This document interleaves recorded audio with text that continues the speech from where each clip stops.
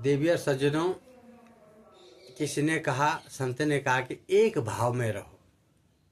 तो मैं उसका एक उदाहरण आपको देता हूँ ताकि आप समझ सकें। एक पत्नी ने कहा कि तुम कितने आलसी हो, देखो आषाढ़ श्रावण का महीना है, गर्मी अलग से है और वर्षा ऋतु भी आने वाली है। तुम एक काम करो कि बाजार जाओ और एक छाता खरीद के ले आओ, लेकिन ध्यान रखना आजकल ठग बहुत हैं। 4 रुपए की चीज़ 10 में, 10 की वस्तु 20 में, 20 की 40 में देते हैं। तो तुम एक छाता खरीद के ले आओ। अब पत्नी ने कहा है तो उसका कहना तो मानना ही पड़ेगा ना। तो देवी और सज्जनों, वो व्यक्ति गया छाता की दुकान में। अब वो तो घर से पढ़ के तो आया ही था, पत्नी ने कहा था कि बहुत ठग हैं। तो उसने कहा, सस्ते का ज़माना था उस समय, उसने कहा ये छाता कितने का है? तो दुकानदार ने कहा 20 रुपये का। उसने कहा नहीं, 20 रुपये बहुत ज़्यादा है, 10 रुपये का।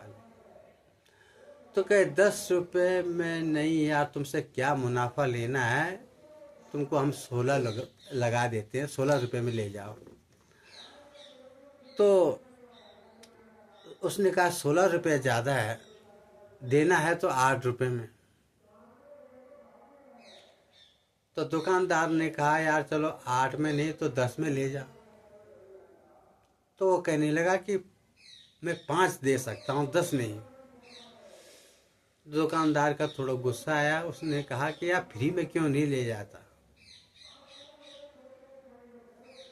तो देविया सज्जनों, वो खाली हाथ लौट आया, क्योंकि उसका एक भाव नहीं टिका, एक भाव पे वो खरा नहीं उतरा। तो कथा का भाव ये है कि जैसे धूप से बचने के लिए उसको एक एक छत्र नहीं मिला छांव से बचने के लिए, क्योंकि वो एक भाव में नहीं टिका रहा।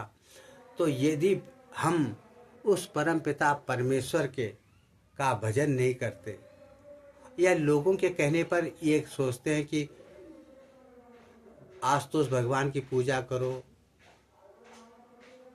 तो कुछ दिन हम भगवान की आशुतोष की पूजा करते हैं, कोई कहता है संतोषी माता की पूजा करो, तो कोई कहता है अन्य देवताओं को की पूजा करो तो तुम्हारी मनोकामना पूर्ण होगी।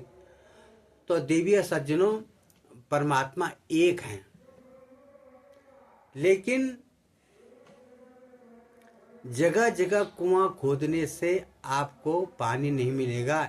एक जगह अगर आप कुआं खोदोगे तो आपको पानी अवश्य मिलेगा। जैसे उस व्यक्ति को छाता इसलिए नहीं मिला क्योंकि उसका एक भाव पर वो कहीं पर टिकाए भी नहीं।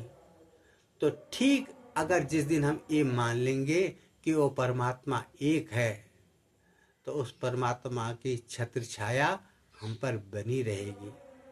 ये विश्वास, यही विश्वास हमको अपने हृदय में रखना होगा, तभी हमको परमपिता परमेश्वर की प्राप्ति होगी। दिव्य सज्जनों, अच्छा लगे तो सब्सक्राइब और लाइक जरूर करें। राधे राधे, जय श्री कृष्ण।